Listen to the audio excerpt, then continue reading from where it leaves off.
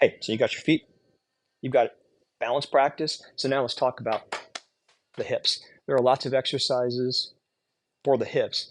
The thing I'll say is the hips are huge and complex. There's a whole bunch going on.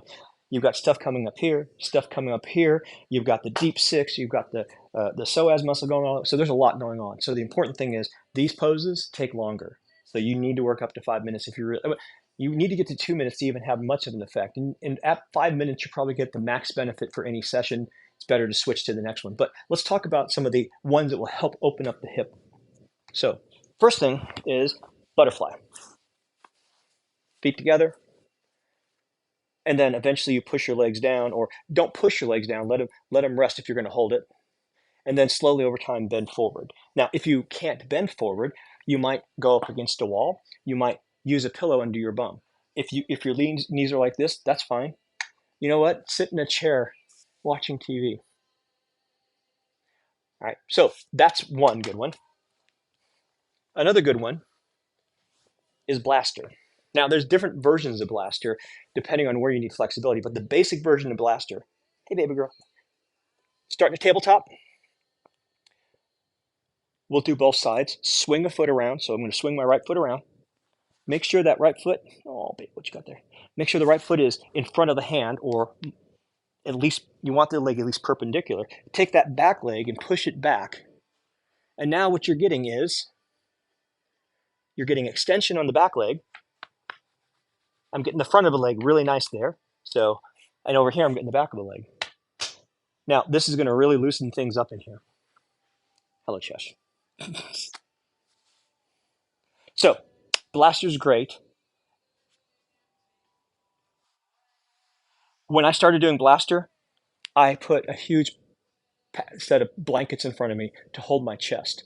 And over time, I got to the point where I can hold it with my arms. It took me months to get there. So blaster is a wonderful pose, but you got to do it, and it takes a while. Now, another one, other two for hips, these are more advanced, but you certainly can work on both the front splits and then box splits. I'm not going to do them for real, but so you work on the splits, that's going to open things up as well. One other thing you might consider, you can do a pigeon for the hips. So pigeon is really good for the hips. You want to make sure that this is out, but this is really nice and loosening. But let's say you watch TV. Let me get my chair here. Pretend you're sitting there watching TV. I actually do this all the time. I'm sitting in my chair. I'll do a half pigeon. Half pigeon. Now, when I started, I was up here. But now, so the one thing I'll say about this is if you get used to doing this, it really can loosen things up more, and surprisingly so. So set a timer and then switch every few minutes.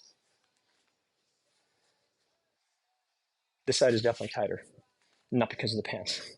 So half pigeon you can do anytime, and you can get your 5-10 minutes of half pigeon in watching TV, or, well, there's a lot of places you could do it. But all these things are going to loosen up your hips, and it's going to allow you to have a lot more fine muscle control throughout your legs.